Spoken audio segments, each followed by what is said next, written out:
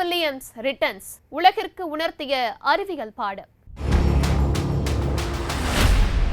9 மாதத்திற்கு பிறகு சுனிதா வில்லியம்ஸ் மற்றும் வில்மோர் சர்வதேச விண்வெளி நிலையத்தில் இருந்து வெற்றிகரமா பூமி திரும்பி இருக்கிறது. இந்தியா, அமெரிக்கா மட்டுமின்றி உலகம் முழுக்க இருக்க பல்வேறு மக்கள் உற்சாகமா கொண்டாடி வராங்க. பூமிக்கு திரும்புறதுல பல்வேறு சிக்கல்களை சந்திச்ச சுனிதா வில்லியம்ஸ் வெற்றிகரமா பூமி திரும்பி சாதனை படைச்சது மட்டும் இல்லாம விண்வெளி நிலையத்துல இருந்தே பல்வேறு சாதனைகளை படைச்சிருக்காங்க.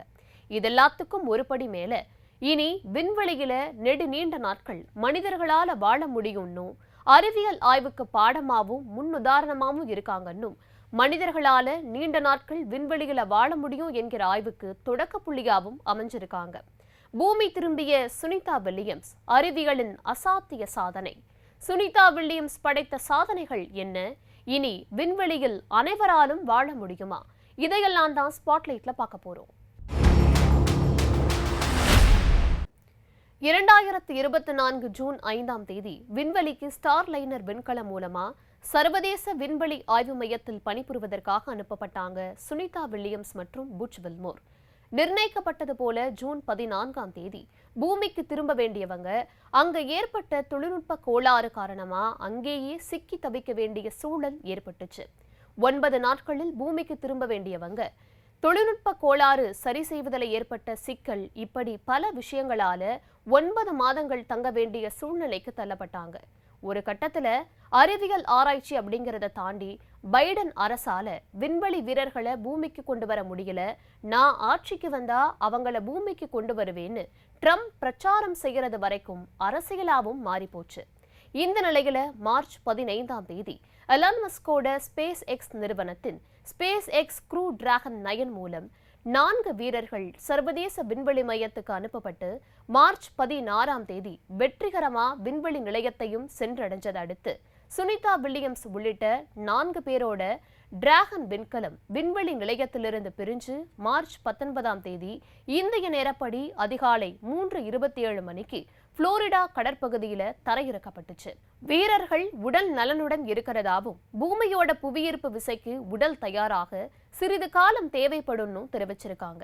விண்வெளி வீரர்கள் பூமிக்கு திரும்புறத நாசா நேரலை செஞ்சத உலகம் முழுக்க இருக்க மக்கள் பார்த்து மகிழ்ந்தாங்க. 9 மாதங்கள் விண்வெளியில இருந்தது மூலமா விண்வெளியில அதிக நாட்களை கழித்த நாசாவை சேர்ந்த வீரர்கள் பட்டியல்ல 2வது இடத்தை பிடிச்சிருக்காங்க சுனிதா. அது மட்டும் இல்லாம விண்வெளி நிலையத்துல இருந்தே அங்க அமைக்கப்பட்டிருந்த ட்ரெட்மில்ல 4.5 மணி நேரம் ஓடி பாஸ்டன் மாரத்தான் போட்டிக்கு நிர்ணயித்த தூரத்தையும் கடந்து சாதனை படைச்சிருக்காங்க. அதே மாதிரி இதுவரை விண்வெளி வீரர்கள் அதிகபட்சமா 2 வெவ்வேறு விண்கலன்கள்ல மட்டுமே பயணம் செஞ்சிருக்க நிலையில Sunita Williams space shuttle, Soyuz, Boeing Starliner, SpaceX Crew டிராகன்னு 4 வெவ்வேறு விண்கலன்கள்ல பயணம் செய்த சாதனையையும் படைச்சிருக்காங்க.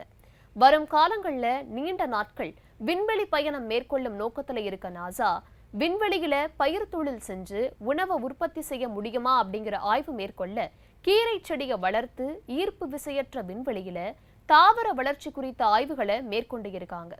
இது எதிர்கால நீண்ட நாள் விண்வெளி பயணங்களுக்கு பாதுகாப்பான உணவுப் பொருட்களை தயாரிக்க உதவும்னு விஞ்ஞானிகள் தெரிவிச்சிருக்காங்க. அதே மாதிரி ஈஸ்ட் போன்ற பாக்டீரியா வளர்ச்சி குறித்த ஆய்வுகளையும் நடத்தியிருக்காங்க.